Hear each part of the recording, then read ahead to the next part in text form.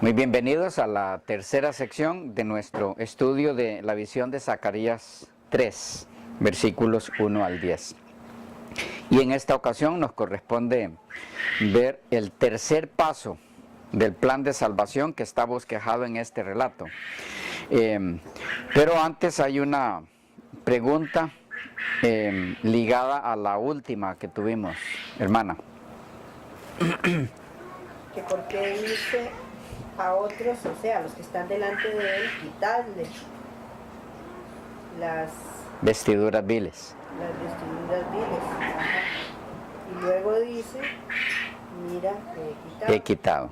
¿Por qué dice quitarles o quitarle? Y luego dice, mira que he quitado. Y en el 5 dice, pongan mitra limpia sobre su cabeza. Ajá. Cierto que los ángeles son sus servidores, pero en el pecado, o sea, ¿por qué dice eso? ¿Puedes repetirla? Sí, la pregunta es, ¿por qué si la orden es quitarle esas vestiduras viles, luego cuando él se refiere al sumo sacerdote le dice, mira que he quitado? Si la orden fue quítenla ustedes, la vestidura vil de él. ¿Por qué le dice a Josué, mira que he quitado? ¿Y por qué le dice, pongan mitra limpia sobre su cabeza? Debemos recordar que en el mismo contexto, y aquí hay algo precioso, para entender en nuestro crecimiento espiritual. En el mismo contexto de lo que hablábamos anteriormente en la última sección, en la última parte, de los ángeles, y quiénes son los que los sustituyen, toda la obra de Dios en el ser humano es realizada a través de los ángeles. Ellos son sus ministros. La misma obra del Espíritu Santo es realizada a través de los ángeles. Son sus instrumentos para llevar a cabo el plan de salvación en nosotros. Todo Dios lo hace a través de los ángeles, excepto la creación, que fue obra directa de Él. Pero todo lo que tiene que ver con el plan de redención, Él le da la oportunidad a los ángeles de que participen en esa obra. Tanto así que ellos están capacitados por Dios para leer los pensamientos. Los ángeles no caídos. Los caídos tenían esa capacidad y les fue quitada, porque si no, imagínense. ¿Ok? Pero los ángeles no caídos mantienen esa capacidad de leer los pensamientos. ¿Por qué? Porque en el juicio de Dios se tomará en cuenta aún los pensamientos, en el juicio de Dios hacia nosotros. Pero Dios no puede basarse en ese juicio, estoy dando un ejemplo, no puede basarse en ese juicio, un ejemplo de la función de los ángeles. Es tremenda y profunda. Total. Él no puede basarse en ese juicio sobre nosotros, en un documento donde están anotados nuestros pensamientos no expresados en actos o palabras, registrados por Él solamente. Porque el diablo puede utilizar eso como argumento. ¿Y cómo nos demuestras que ese pensamiento estuvo en esas mentes de esas personas? Entonces Dios usa testigos de que esos pensamientos estaban en esa mente. Y sus testigos son los ángeles. Y para eso tiene que capacitarlos para poder leer la mente. ¿Ya? Entonces, la obra de la conversión es por la influencia que ejercen los ángeles en nosotros, guiados por el Espíritu Santo, en lo que deben de hacer. Ellos nos influencian para bien, cuando vienen los malos para influenciarnos para mal. Ellos son la contraparte. Es o son los instrumentos de Dios para realizar su obra de redención en nosotros. Son ellos los que capacitan nuestra mente para entender la Escritura. Dios los envía para que la entendamos. Y es una forma también de hablar, porque igual se da con el derrumbe de las murallas de Jericó. Fueron ellos. Donde se dice fue el Señor que derrumbó las murallas. Y sí. la hermana White explica los ángeles cómo votaron. Fueron los ángeles los que votaron, pero la Biblia dice, fue el Señor. Sí, es que es Él. Sus instrumentos son ellos. No se extrañen de eso, siempre ha sido así. Miren, por ejemplo, Juan 14. Juan 14.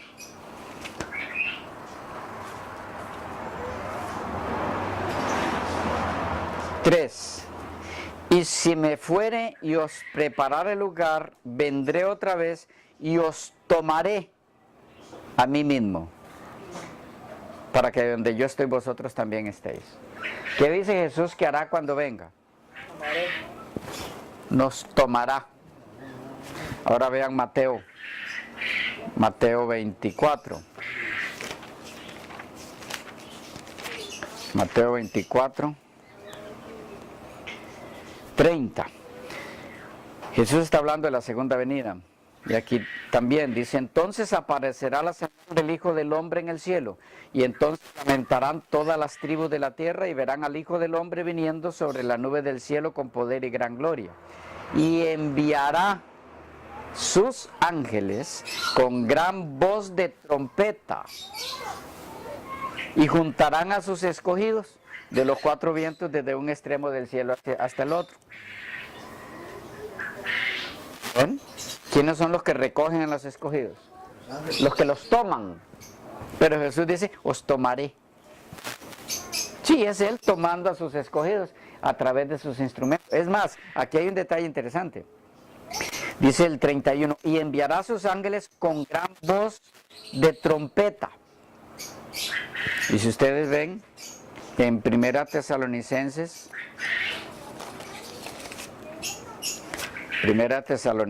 4, 16. Porque el Señor mismo, con voz de mando, con voz de arcángel y con trompeta de Dios. Voz de trompeta. Es la voz del Señor. ¿Ok? Pero los que utilizarán esa voz de trompeta son ellos. Son los ángeles. Son representantes al 100% de Dios. Lo que ellos hacen, puede decirse, lo hizo el Señor. Pero eso no solamente en milagros, en cosas maravillosas, externas, sino en la obra espiritual interna, en los redimidos. En la obra de los ángeles, la obra del Espíritu Santo, todo lo que se relaciona con la conversión, capacidad para entender la Biblia, el entonarnos con el cielo al orar, es obra de los ángeles, es la labor del Espíritu Santo, utilizando a los ángeles para realizarla. ¿Ya? Por eso no hay problema en que dice quitarle y luego mira que he quitado. Al quitarla a ellos, esa vestidura vil la quitó Él. ¿Qué es lo más maravilloso de esto? Pensemos como redimidos al ocupar el lugar de los ángeles, lo que eso implica. Seremos los representantes oficiales legítimos de Dios en todo el universo. Lo que haga un redimido, podrá decirse, lo hizo Dios. ¿Ven por qué es que no puede salvarse a cualquiera? ¿qué lugar va a ocupar? Cuando entendemos esto, podemos entender por qué se nos exige tanto. No puede darse esa autoridad a cualquiera. Tiene que ser alguien o un grupo de personas en las que el carácter de Dios fue perfectamente reproducido. Por eso lo que ellos hacen, lo hace el Señor. Es Dios mismo actuando a través de ellos. ¿Estamos? Sí. Volvemos allá entonces. Zacarías 3, y el tercer paso está en el versículo 5. Después dijo: pongan mitra limpia sobre su cabeza. Y pusieron una mitra limpia sobre su cabeza. Y le vistieron las ropas. Y el ángel de Jehová estaba en pie. ¿Qué es esto de pongan mitra limpia sobre su cabeza? ¿Qué entienden?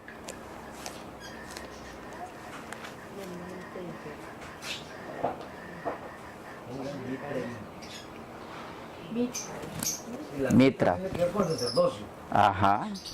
Era lo que se le ponía en la cabeza al sacerdote. ¿Y qué decía? Santidad a Jehová. Santidad a Jehová.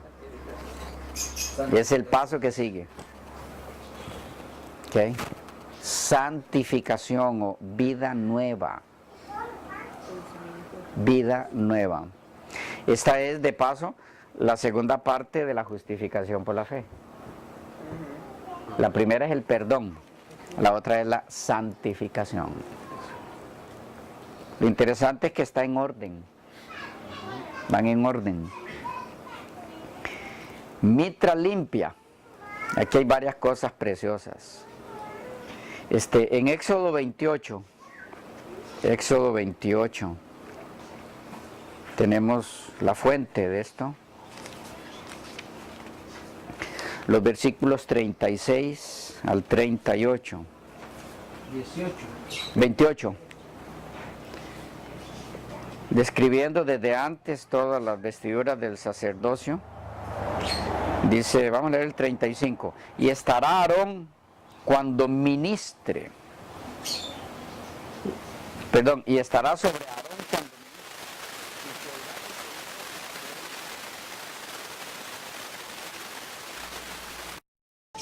Campanillas.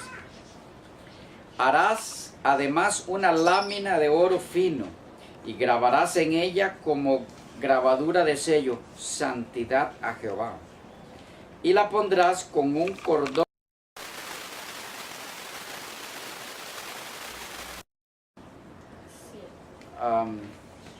Sí, el cielo, pero en la Biblia el azul es un cordón que Dios les mandó que fuera representante de los estatutos, la ley de Dios. Perdón, eso del 18 que está bien. 28, 35 en adelante. Dice el 37, y la pondrá con un cordón de azul y estará sobre la mitra, por la parte delantera de la mitra estará, y estará sobre la frente de Aarón, y llevará a Aarón faltas cometidas en todas las cosas santas que los hijos de Israel hubieran consagrado en todas sus santas ofrendas, y sobre su frente estará continuamente para que obtenga gracia delante de Jehová. ¿El azul qué simbolizaba? La ley, los estatutos, los mandamientos. Entonces, esa mitra dice que debía sostenerse con un cordón azul. ¿De qué está hablando aquí? Y dice que debía tener un letrerito ahí. Santidad a Jehová. La santidad a Jehová en el sacerdocio del Antiguo Testamento. Esa mitra, esa laminita en la mitra representaba la santidad que Dios espera de su nuevo sacerdocio, que es todo su pueblo. Es la orden de Melquisedec. Tenemos que hablar de eso en algún momento. el nuevo sacerdocio del pueblo de Dios, los cristianos, son la orden de Melquisedec, de los cuales Jesús es el sumo sacerdote, según la epístola a los Hebreos. Es el sumo sacerdote de la orden de Melquisedec. Todos los redimidos pertenecen a la orden de Melquisedec y Dios pide de ellos santidad, y esa santidad se basa en su vivencia de la ley de Dios. Por eso ese cordón azul. Pero el texto dice, Zacarías 3:5, después dijo, pongan mitra limpia sobre su cabeza. Y pusieron una mitra limpia sobre su cabeza y le vistieron las ropas. ¿Qué ropas? De las que se venía hablando en el paso anterior y el texto anterior. ¿Ah? Ropa de gala, ¿qué es eso? En Isaías 61, el versículo 10, nos da alguna pista. Isaías 61, 10 dice, en gran manera me gozaré en Jehová, mi alma se alegrará en mi Dios, porque me ha vestido con vestiduras de salvación, me rodeó de manto de justicia, como a novio me atavió y como a novia adornada con sus joyas. ¿Captan cuántos elementos hay aquí? Esta vestidura es la vestidura de salvación. ¿Qué es la vestidura de salvación? Es la vestidura de gala. ¿Qué es la vestidura de gala? La vestidura para las bodas. ¿Ah? Es la justicia de Cristo. Es la vestidura que aquel que entró a las bodas sin tenerla, lo sacaron. Porque entró con las suyas. ¿Y cómo eran las suyas? Viles. Viles. Pretendía estar en la presencia de Dios con vestiduras viles. No se podía, había que sacarlo. Por eso dice aquí el versículo 5 al final. Leámoslo todo de nuevo. Después dijo, pongan mitra limpia sobre su cabeza. Y pusieron una mitra limpia sobre su cabeza. Y le vistieron las ropas. Y el ángel de Jehová estaba en pie. ¿Qué está diciendo aquí? Está insistiendo en que Josué podía permanecer en la presencia del ángel sin problemas. ¿Por qué? Porque la vestidura que lo cubría era la vestidura de salvación. La vestidura de gala, la vestidura de boda. ¿Qué es eso? Es la vida perfecta de Jesús que se le acredita por la fe sin mérito alguno al pecador, sin mérito alguno del pecador mismo. Esa vida perfecta se acredita, pero no solamente se acredita, sino que se implanta en la vida del pecador y sustituye la de él. Aquí tenemos otro problema con las mismas personas que consideran que el pecado es quitado hasta la segunda venida de Cristo y no antes de los salvos. Esas mismas personas consideran que la vida de Cristo, la que Él vivió, igualmente la pueden vivir a su plenitud los redimidos de la segunda venida de Cristo en adelante, no antes. Pero aquí tenemos a la misma persona de la que se viene hablando, diciendo que puede estar en la presencia del ángel sin problema, y no podría estarlo si no es con la vida perfecta de Cristo reflejada en él, porque si no sería fulminado. Y aquí dice puede permanecer. Lo mismo que se dice en Apocalipsis 7. En Apocalipsis 7 se describe al grupo de los 144,000. Pero ¿cómo se los describe? como aquellos que según el capítulo 6 y el versículo 17 de Apocalipsis, dice, porque el gran día de su ira ha llegado y ¿quién podrá sostenerse en pie? Se lo describe entonces como respuesta a esta pregunta. El día de la ira ha llegado, ¿quién podrá sostenerse en pie? Se explica los 144,000. Apocalipsis 7 es la respuesta a la pregunta del 6:17. Entonces, ¿por qué están en pie los 144,000? Porque ha sido quitado su pecado y han sido vestidos de ropas de gala. Y esto es antes de la segunda venida de Cristo, porque deben estar así antes de que caigan las plagas. Por eso se le da la orden a los ángeles en los primeros versículos del capítulo 7, del 1 al 4, que no permitan que caigan los desastres finales hasta que ellos sean sellados. Esto vuelve a indicarnos que esto no puede ser en el momento de la segunda venida de Cristo, sino antes. ¿Ok? Bueno, pero volvemos a Zacarías 3. Y el tercer paso entonces es vida nueva. Vida nueva.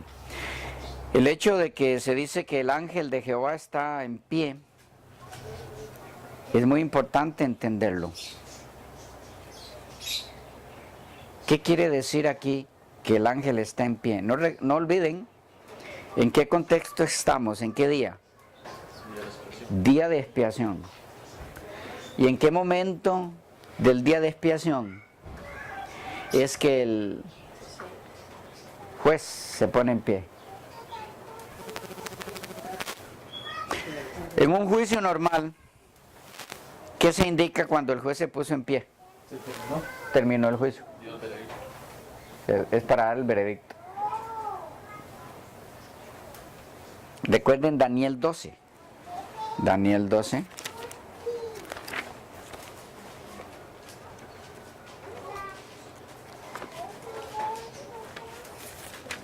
Uno. 12:1. En aquel tiempo, está hablando del mismo tiempo de angustia de Apocalipsis 14, de los 144,000, del que ellos han de pasar. En aquel tiempo se levantará Miguel, que es el mismo ángel de Jehová de Zacarías 3. En aquel tiempo se levantará Miguel, el gran príncipe que está de parte de los hijos de tu pueblo. ¿Ven? Otra vez de parte de, en defensa de, como está el ángel de Jehová en defensa de Josué. Es el mismo contexto. Y será tiempo de angustia, cual nunca fue desde que hubo gente hasta entonces. Pero en aquel tiempo, en ese tiempo de angustia, cuando se levanta Miguel, será libertado tu pueblo, todos los que se hallen escritos en el libro. ¿Ok? Entonces, cuando dicen Zacarías 3:5 y el ángel de Jehová estaba en pie, está apuntando hacia la finalización de ese proceso, de ese día de Apocalipsis, de Zacarías 3. El fin del día de expiación, cuando Él se levanta. ¿Estamos? Sí. Ahora, en el versículo 6 dice, y el ángel de Jehová amonestó a Josué, diciendo, así dice Jehová de los ejércitos, si anduvieres por mis caminos y guardares mi ordenanza, también tú gobernarás mi casa, también guardarás mis atrios, y entre estos que aquí están, los que preguntaba doña Norma, te daré lugar. Te daré lugar. Ok, aquí entramos en algo interesante. en el versículo 7 nos habla de un paso del que ya mencionamos en el versículo 5, pero con un elemento que se le añade. Dice, así dice Jehová de los ejércitos, si anduvieres por mis caminos y si guardares mi ordenanza. ¿Qué hay ahí? Porque vimos en el paso anterior que era vida nueva, santificación. Pero dentro de esa vida nueva hay un elemento clave que necesitamos entenderlo para poder avanzar en ese proceso. ¿Cuál es? Que fácilmente puede confundirse con la misma santificación en sí, pero es parte de la santificación. Pero si no la entendemos podemos confundirla. Si anduvieres por mis caminos, si guardares mi ordenanza. Ya he sido limpiado, pero hay algo que no puedo olvidar. El que perseverare hasta el fin será salvo. No puedo retroceder. Sí, es parte de la santificación, pero se llama perseverancia.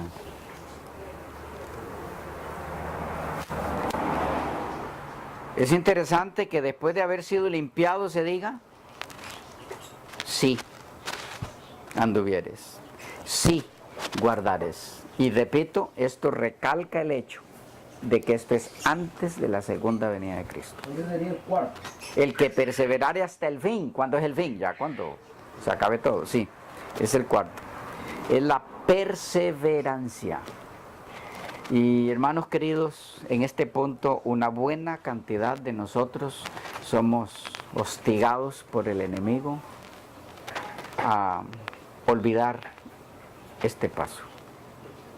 Y por eso vemos muchas estrellas dejar de brillar. Yo creo que es el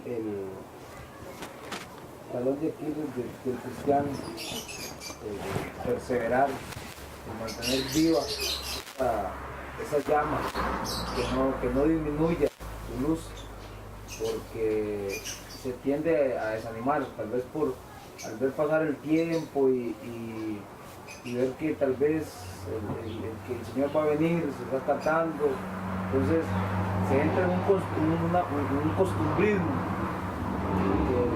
no se le busca el lado agradable y creciente de la vida cristiana. Entonces se le vuelve rutinario, se le vuelve costumbre y eso lo acaba completamente. Mata la perseverancia. La rutina mata la perseverancia. Pero también quizá no haya habido un verdadero, digamos, un nacimiento, o no ha sido quitado el pecado, simplemente ha sido un simple conocimiento nada más. O sea, puede darse perfectamente, porque, sí. porque es la parte de la mayoría de los que se dicen ser cristianos, ¿verdad? Si no hay perseverancia. Cualquier viento no muy fuerte lo tambalea y lo bota. Por eso, si anduvieres, si guardares. ¿Qué es guardar?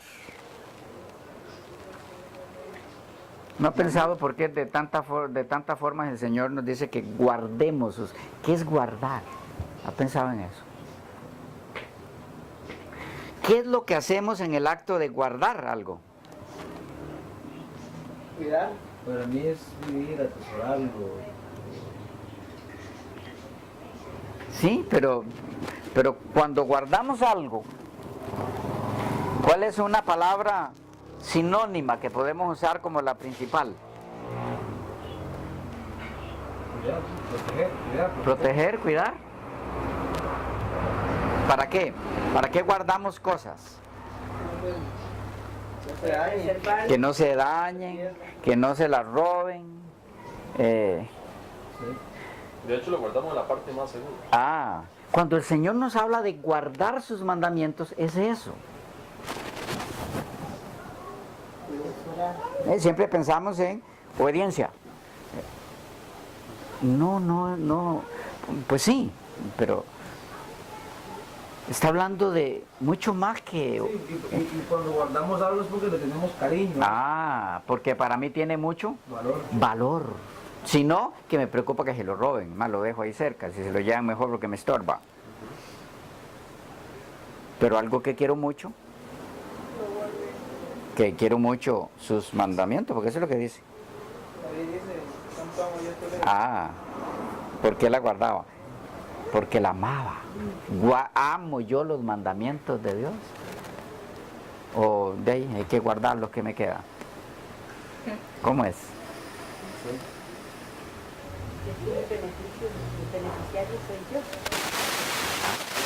Y los guardo. Beneficiario soy yo. El bien lo que hace el bien. No estoy diciendo si los obedezco, aunque lo implica. Pero para obedecerlos con eficacia hay que guardarlos.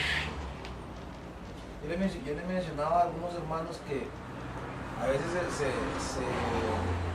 se entristecen y hasta muchas veces se tiende a como criticar, podemos decirlo así, a algún hermano que trabaja en un sábado.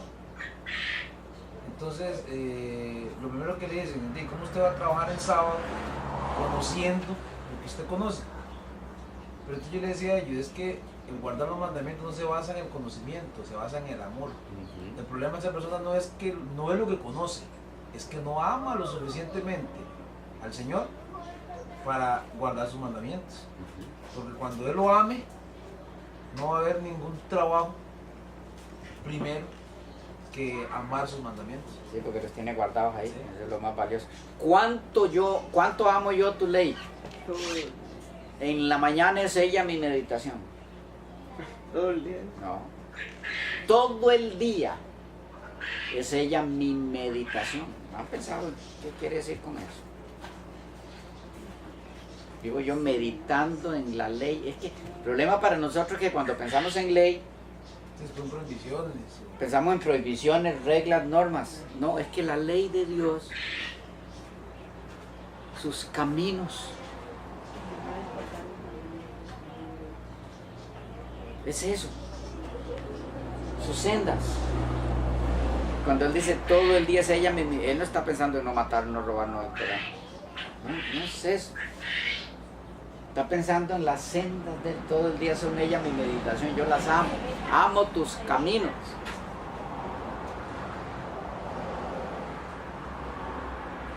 Difícilmente podremos ser fieles si no guardamos en el sentido de lo que estamos diciendo, en el que lo estamos mencionando ahora.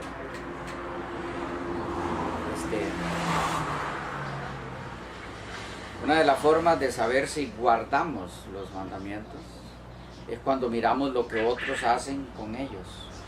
¿Cuál es nuestra actitud?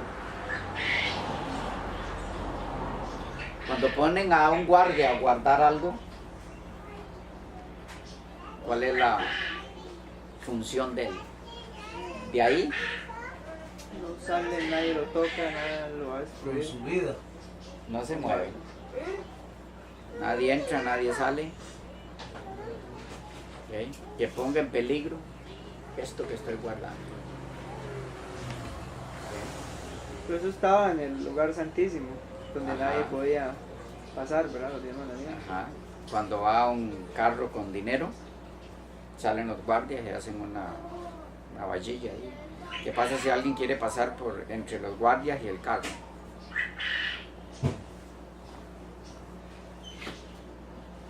Puede pasar si quiere. Intentar. Saidi. No sé si llega vivo, ¿no? Imagínense esta gente que protege casas presidenciales, que vale más proteger eso que la vida del que quiera entrar. Así es. Así es. Entonces, es un concepto humano de proteger. El guardaespaldas, Tiene ¿qué tiene que hacer en última instancia? Morir él. Atravesarse ante la bala que viene, porque su función es guardar, proteger. ¿Es esa nuestra actitud hacia la ley de Dios?